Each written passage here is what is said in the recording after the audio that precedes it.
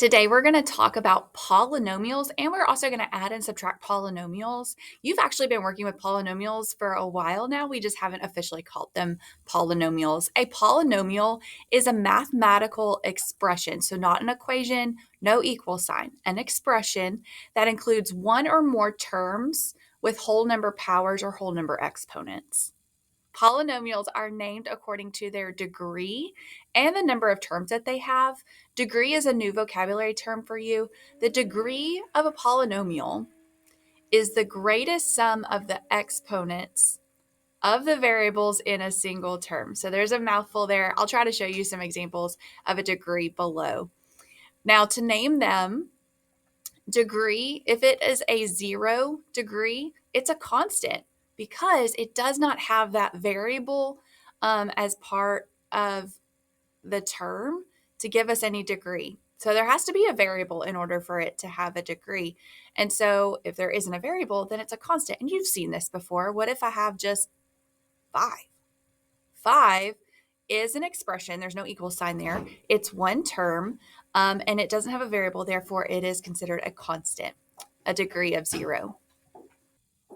You've also worked with degree of 1. That's linear. Let's say 3x plus 8. Just making up an example. It has that understood 1 exponent. So a degree of 1 is called a linear polynomial. Quadratic is where we're getting ready to head to, and it's going to have an x squared in there, that degree of 2. Cubic would have a degree of 3, quartic a degree of 4, and quintic degree of 5. We can also call our polynomials, name them by the number of terms that they have. If it has just one term, a monomial, 2 terms is a binomial, 3 is a trinomial, and if it has 4 or more, we just go back to calling it a polynomial. All of these are actually considered polynomials. I like to compare it to polygons, shapes. So I can call all of our sided figures polygons, but we have a triangle, a rectangle, square, a quadrilateral, pentagon, octagon. There's lots of different names, but I could still go back and call all of them polygons. So same thing here with polynomials. I can call any of these a polynomial, but more specifically, if it's a one-term monomial, 2 terms binomial. So let's look at some examples below. Put this all into practice. A polynomial is written in standard form when the powers of x are decreasing and the constant term is last. This is what you're used to seeing. So let's, as we go through here, if it's not written in standard form, I'm going to rewrite it. Number 1, negative 2x minus 8 is in standard form. We've got the degree of x, highest to lowest. There's only one there, negative 2x, and then the constant term is last, the minus 8. So the expression represents what kind of polynomial? It's got that single degree. So this is a linear. And in fact, you're not going to be asked to do this on Delta Math, but it is a linear binomial because it has those 2 terms, linear binomial. There's those 2 terms. The constant term is negative 8. So we are always going to take that sign that's in front with our numbers here. So negative 8 is our constant. The leading term, exactly like it sounds, the leading term, the starting term, entire term is negative 2x. And the leading coefficient, the coefficient piece is negative 2. Okay, so number 1, negative 2x minus 8 was a linear binomial with 2 terms. The constant, negative 8, leading term, negative 2x, leading coefficient, negative 2. Let's try again. With number 2, we have x plus 3x to the 4th minus 1/6 x squared plus 5. This is not in standard form. Let's rewrite it. We do want to put it with our powers of x decreasing. So let's look for our highest exponent on our variable, which is that 3x to the 4th. Write that first. Do we have an x cubed? No. Do we have an x squared? Yes. Minus 1/6 x squared plus the x that was at the very front, now is our third term here, and ending with our constant plus 5. All right, let's fill in the blanks. The expression represents we were up to 4, so a quartic polynomial with 4 terms, right? 1, 2, 3, 4 terms. If I was naming it completely, it would be a quartic polynomial. The constant term is 5. A constant term never has a variable in it, and when we put it in standard form, it's the last one. The leading term, now that it's in standard form, is 3x to the 4th, and that leading coefficient is 3. Number 3, x plus 10 minus x cubed. Let's put it in standard form. That x cubed is our highest degree, highest exponent. We're going to take that negative with it. Negative x cubed plus x plus 10. Now it's in standard form. The expression represents a cubic, because our degree there is 3, with 3 terms. The constant is 10. The leading term is negative x cubed. The leading coefficient is negative 1. Number 4, negative 1 minus 8x squared. Let's write it in standard form with that negative 8x squared first, then minus 1. Now it's in proper standard form. The expression represents a, with that 2 there, is a quadratic, and that's the section we're going to be studying here coming up next. Represents a quadratic polynomial with 2 terms. The constant term is negative 1. The leading term is negative 8x squared. Leading coefficient, negative 8. Number 5, negative x squared over 8 minus 1. This one's already in standard form. The expression represents a quadratic polynomial with 2 terms. The constant term's negative 1. The leading term is negative x squared over 8. Did you get this last part? The leading coefficient. What's the leading coefficient of that? Negative 1/8. There's an understood 1 there, of course, and then it's in that fraction form, so negative 1/8 is our leading coefficient. Number 6, wow, this one's a lot. So let's go highest exponent, or highest degree, negative x to the 5th over 5, and working on our way down. There's not a 4th, but I see a plus 4x cubed plus x squared minus 3x, final minus 1. Woo. The expression represents a quintic, because of that 5, polynomial with 1, 2, 3, 4, 5 terms. The constant term is the negative 1. The leading term is negative x to the 5th over 5, and that leading coefficient is negative 1/5. So left the best for last. On page 2, we're going to perform operations, specifically adding and subtracting for this lesson. Again, you've done this before. Let's take a peek. Number 8, we have the quantity of negative 10x squared plus x plus the quantity of negative 2x squared plus 9x plus 7. Okay, they have parentheses. This looks overwhelming, but actually you've done this before. Your teachers in the past just asked you to combine like terms. Yep, so you can drop the parentheses here on number 7, and we can look for like terms. Let's look for some other x squared. So we've got negative 10x plus the negative 2x squared would give us negative 12x squared. My x terms, I've got an x plus 9x makes 10x, and then we had one final constant term plus 7.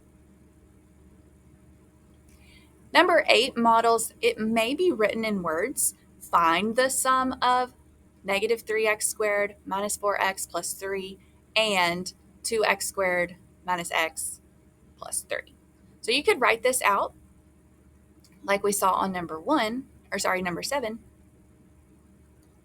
But we are going to still combine like terms because it's asking us to find the sum. So it's telling us to add, find the solution to the addition problem. We're going to do the same thing. Look for x squared. So we had negative 3x squared plus 2x squared is negative 1x squared. We have a negative 4x and another negative x would make negative 5x. And then we had 3 plus 3 gives us 6. Final answer, negative x squared minus 5 minus 5x plus 6. Number 9, notice we're going to subtract. You definitely want to distribute this subtraction sign through. So let's see and rewrite it. So we've got negative 6x squared minus x. When I distribute this subtraction sign through, it's going to change it to plus 4x squared minus 10x plus 1.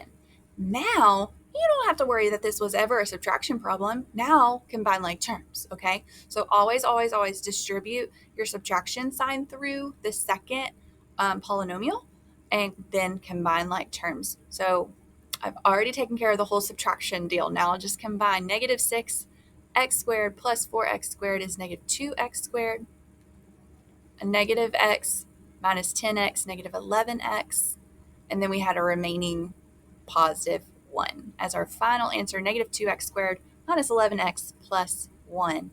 And then also number 10, they might use words. Subtract 9x squared minus 10x plus 1 from negative 2x squared plus 4x minus 10.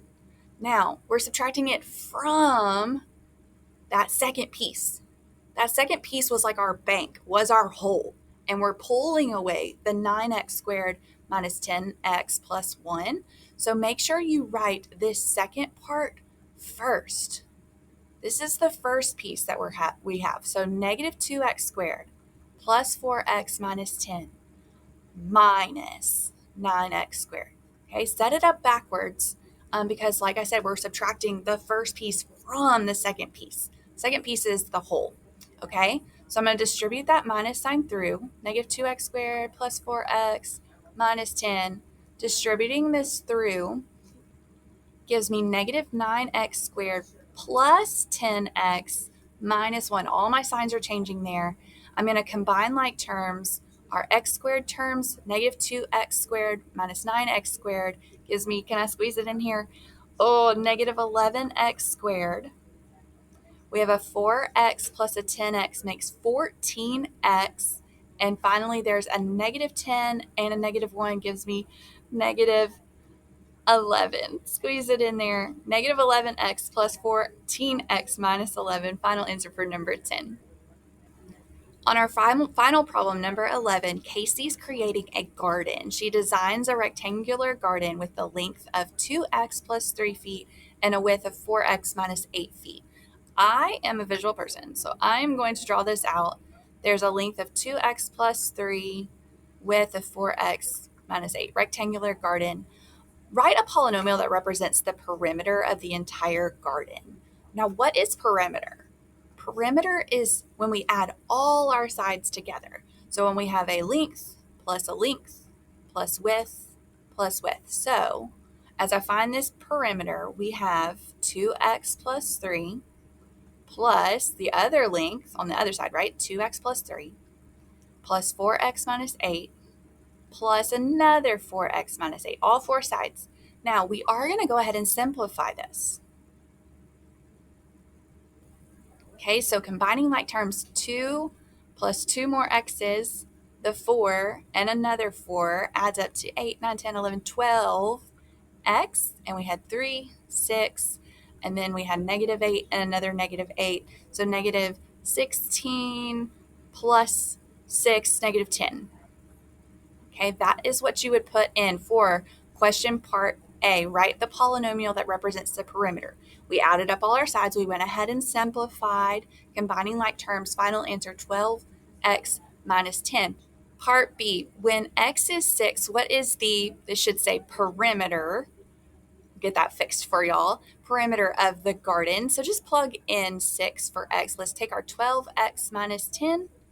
Plugging in 6 gives us 72 minus 10, or the actual perimeter, if x is 6, is going to be 62. Final part there. So a little context there of how we could use polynomials in real life.